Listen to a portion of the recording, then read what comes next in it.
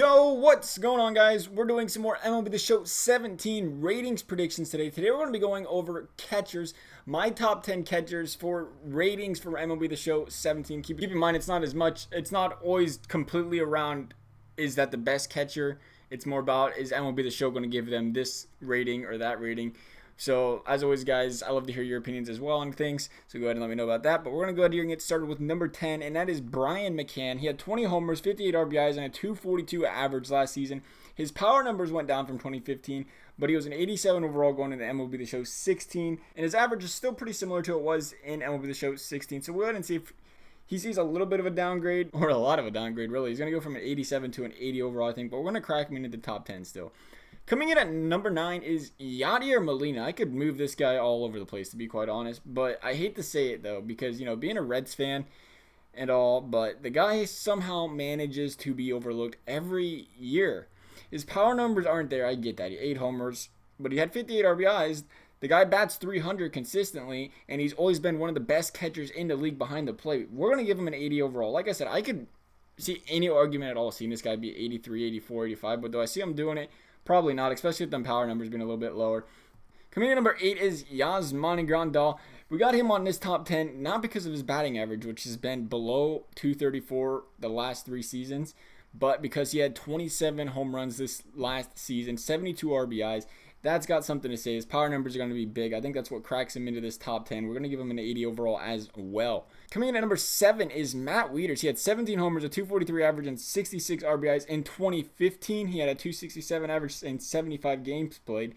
He was injured last year, not as much this year. Because of the 2015 performance as well, and because he's usually a 83, 84 overall kind of guy, we're going to give him an 81 overall this year. A little bit of a downgrade, but not too much. Putting him at number 7. Coming in at number 6 is Gary Sanchez. This guy came up for the Yankees and made MLB his playground. The guy had 20 home runs, 42 RBIs, and a 299 average in just 200 at-bats last season. The guy was on pace for 45 home runs.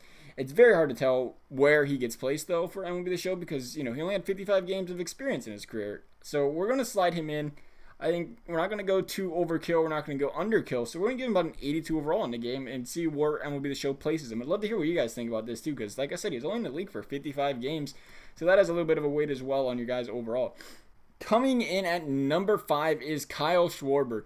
Everyone thought he was prone for a breakout season this year, but only a couple games into the season, he got injured. He came back for the playoffs, though, and he showed exactly why there was all this hype going into the season as he batted .412 in the playoffs. I think this is a tough one as well. We're going to give him an 83 overall just for the fact that he didn't play all season. The year before, I think he batted in the 240s, 250s. But we're going to give him an 83 overall just for the coming part. I can see him getting upgrades easily going into the season, though. Coming in at number 4 is Wilson Ramos. He had 80 RBIs, 20 home runs, and a 307 average. Great stat line. The only thing I really got him holding him back is his 2015 season where he batted 229. That's why I think we're sliding him at number 4. If he would have, batted 300 consistently, I could see him having a nice overall. But we're going to give him an 84 overall. Still not a bad overall at all.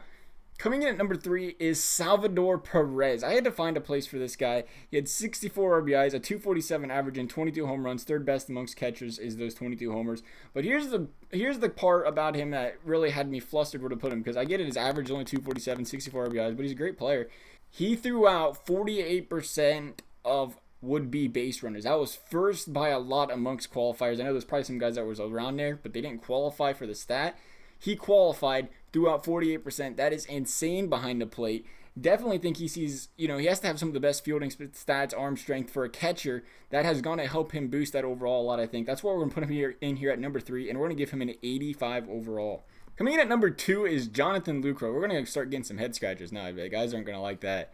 They're going to wonder why is Jonathan Lucroy that high. I don't know if I put him at, I don't know. We got to put somebody up there. I don't know. We'll find out, I guess.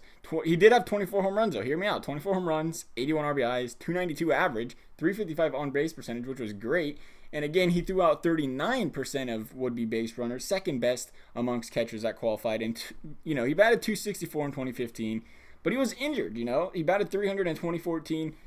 The guy's had some solid years. I think he deserves it. Let's be honest here. He's been putting up some good numbers. Let's give him an 87 overall. We're going to put him in at number 2.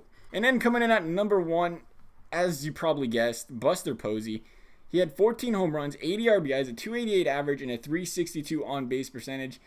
And those numbers were down from the year before, but he still, had a 4.7 wins above replacement, which is first amongst catchers. He had like a 6.1 year before. It is amazing what this guy does when he's on the field for him. He threw out 37% of would-be base runners, which is third best in the league. But like I said, in 2015, he batted .318. He had 95 RBIs and 19 home runs. For that reason, you guys ain't going to like this, but his numbers should dip a little bit. Am I right? I mean, the guy's average dropped 30 points. He's 15 less RBIs. His homers were down. I mean, like I said, it's going to receive some hate, but the guy I get it. The guy is a huge difference maker on the field for the Giants. Don't get me wrong by any means at all. This is a video game, though. His stats went down a little bit. I think he should see a little bit of a regression. I'm going to give him a 93 overall just because I feel like one catcher deserves it. But I wouldn't be surprised at a 92, 91. We're going to give him a 93. Let me know what you guys think about Buster Posey. Like I said, I understand he's arguably, no doubt about it, one of the best catchers in the league. It just, when you see a regression like that, do you think MLB The Show says, we don't care, he's still Buster Posey? Or do you think they're like, oh, well, his stats did go down, and we'll give him a little bit of a downgrade on the overall? Because he ended the season at 94 overall last time I checked. So let me know what you guys think. As always, guys, we'll try to get another weekly video out next week of another position. I don't know, maybe first base. But as always, guys, I hope you enjoyed the video. Thanks for watching, and we'll see you next time.